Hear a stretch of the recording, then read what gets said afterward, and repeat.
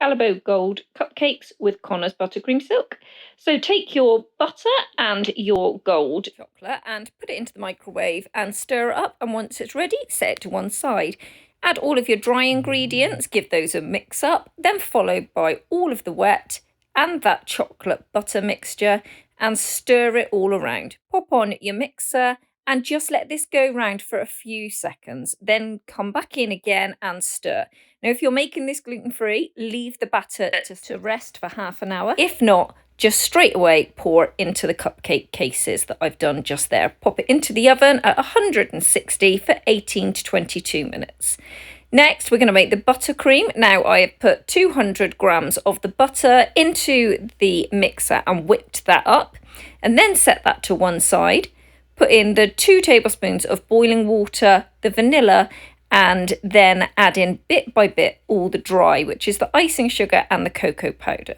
So we do this slowly so that it allows that water to absorb through the icing sugar. I'm using the balloon whisk at this point. You can see it getting drier and drier there, but that water and the vanilla is enough just to allow that to all come together. So as it's going, you can see it getting drier and drier, but just scrape it down and it will all come together. So now we're going to pop the butter that we left over and the gold chocolate and the milk chocolate all together in the microwave, and then add it to this mix.